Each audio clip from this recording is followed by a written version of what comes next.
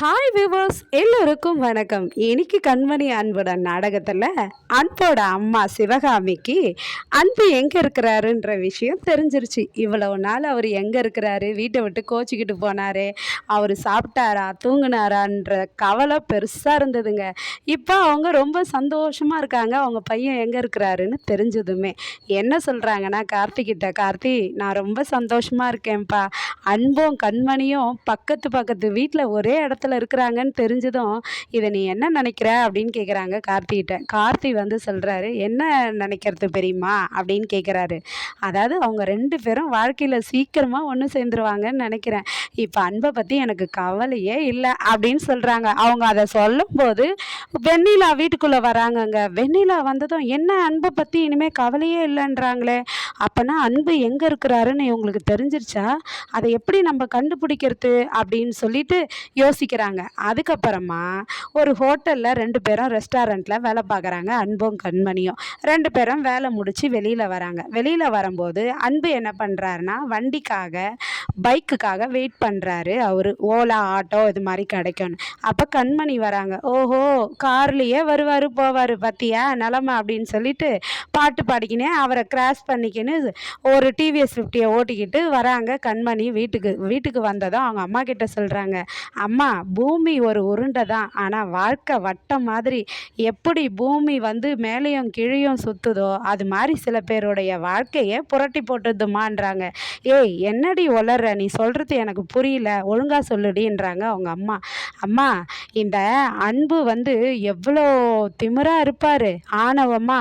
அவர் என் மேலே சேர் அடிச்சுட்டு போனார் காரில். அவர் காரை நான் கல்லை தூக்கி அடித்தேன். அதுக்கு வந்து என்ன என்கிட்ட அவ்வளோ ஆணவத்தோடு சண்டை போட்டார். என் காரும் வண்டியும் ஒன்றா, ஓட்ட வண்டியும் அப்படின்னு சொன்னார் என்னை பார்த்து. ஆனால் இப்போ அவர் வரத்துக்கு வண்டி இல்லாமல் நின்றுட்டுருக்கிறாரு. நான் அந்த ஓட்ட வண்டியை வச்சு வீட்டுக்கே வந்து சேர்ந்துட்டேன் அப்படின்னு சொல்கிறாங்க கண்மணி.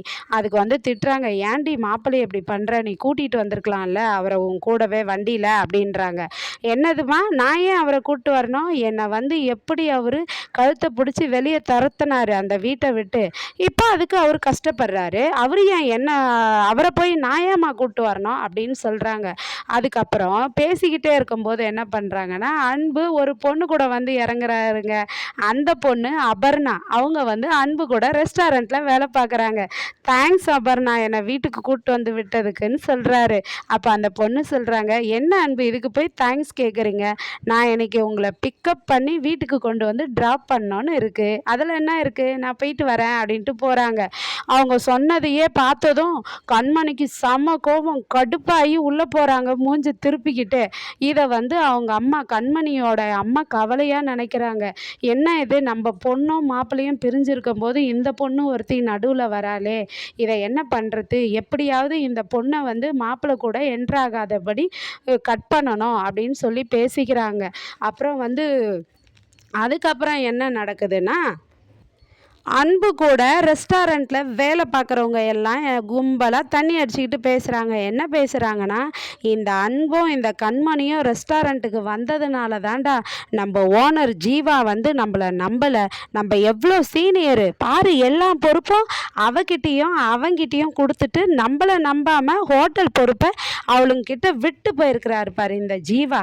இவனை இனிமேல் எதுவும் பண்ணக்கூடாதுரா, ஏதாச்சும் ஒன்று பண்ணணும்டான்னு பேசுகிறாங்க.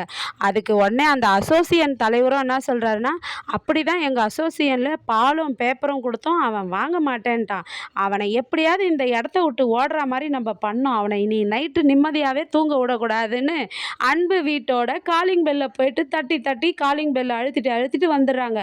அன்பும் வெளியே வந்து பார்க்குறாரு, யாரும் இல்லை. 3வது வாட்டி காலிங் பெல் அழுத்தும் போது வெளியே வந்து பார்த்தா கண்மணி வெளியே நின்றுட்டுருக்காங்க. கண்மணி கிட்ட சண்டை போடுறாரு, ஏ கண்மணி, நீ தானே என் வீட்டு காலிங் பெல்லை அழுத்தின அப்படின்னு.